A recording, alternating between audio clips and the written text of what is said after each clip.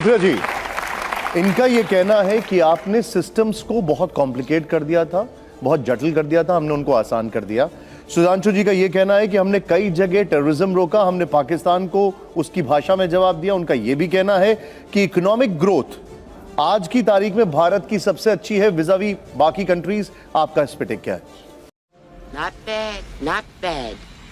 Now you. कचरा ज्ञान जो होता है ना, वो बड़ा खतरनाक होता है। जैसे आधा सच पूरे झूठ से ज्यादा खतरनाक होता है। ये व्हाट्सएप यूनिवर्सिटी के स्नातक लगते हैं मुझे। मोदी जी ने एक काम किया है, दुनिया की सबसे बड़ी फेक न्यूज फैक्ट्री बनाई है और दुनिया की सबसे बड़ी व्हाट्सएप यूनिवर्सिटी भारत में स्थापित करी है और हर चरण चुंबक उसका सदस्य है। अरे बाप रे, ये तो धोती खोल रहा है। यही नहीं, अभी और सुनिए। आपको मैं बताती हूँ, उन्होंने आतंकवाद पर बात बोली। निकालिए अपने अपने फोन अभी। पिछले 2 हफ्तों में राजौरी में और पुंछ में आतंकवादी हमले में हमारे 5 जवान राजौरी में और 5 पुंछ में शहीद हुए।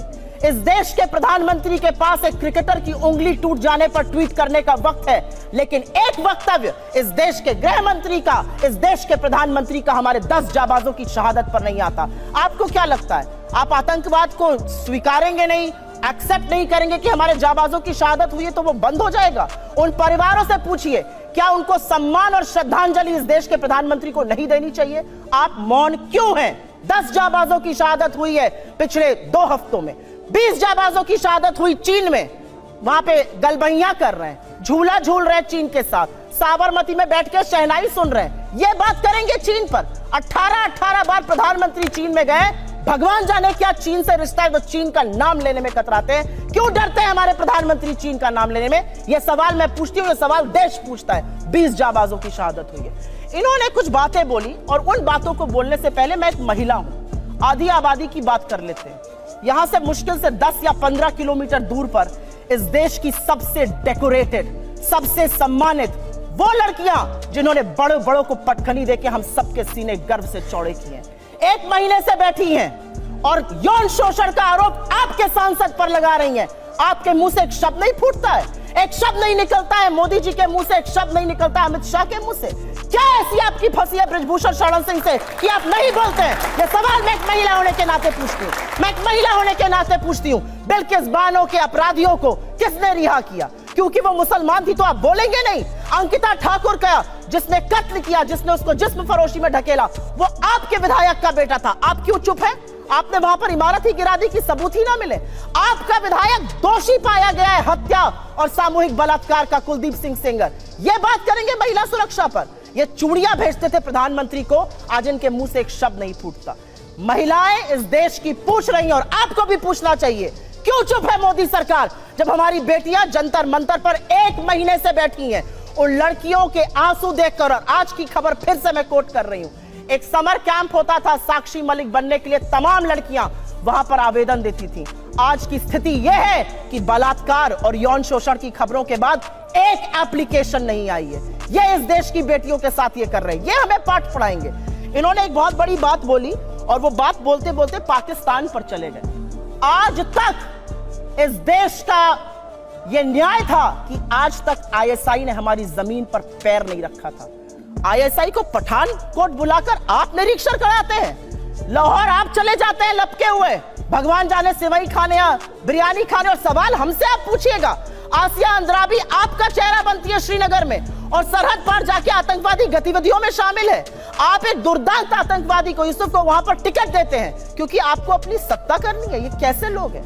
ये किस तरह के लोग हैं? ये जाबाजों की शहादत पर चुप रहेंगे, मणिपुर जलेगा ये चुप रहेंगे, ये प्रचार करते रहेंगे।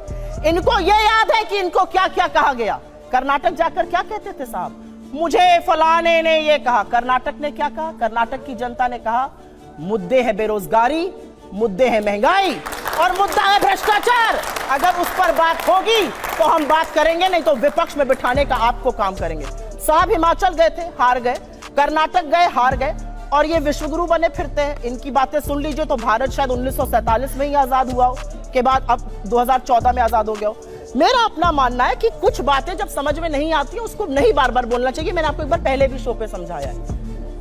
हम मैन्युफैक्चरिंग कर रहे हैं मोबाइल की, जी नहीं, हम मोबाइल फोन की असेंबली कर रहे हैं। हमारा जो इंपोर्ट का बिल बढ़ा है वो इसलिए बढ़ा है क्योंकि हम उतना पार्ट असेंबल कर रहे हैं, वैल्यू एडिशन नेगेटिव है। हमारा जो कार का एक्सपोर्ट का मार्केट था वो कम हो गया है। सच को स्वीकारिए साहब, तब आप सच का समाधान कर पाइएगा। बेरोजगारी नहीं है, महंगाई नहीं है, अडानी ने कोई महाघोटाला किया ही नहीं है, चीन है ही नहीं।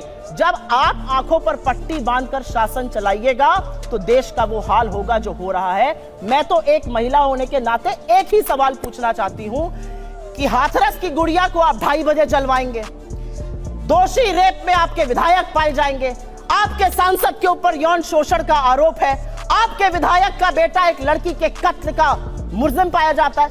आप अब महिलाओं की बात कब करिएगा? बेटी बचाओ बेटी पढ़ाओ का नारा देने वालों से यह सवाल मेरा है कि साक्षी मलिक और विनेश फोगट से आप कब मिलने जाइएगा, उसका जवाब दीजिए। हम बस उन बातों को रोशनी में ला रहे हैं जिन्हें अंधेरे में रखे जाने की कोशिश पूरी हो चुकी है। नहीं, मैं ऐसा कुछ नहीं कहूंगा। मैं कहूंगा आपसे खतरनाक इस देश के लिए कोई हो नहीं सकता।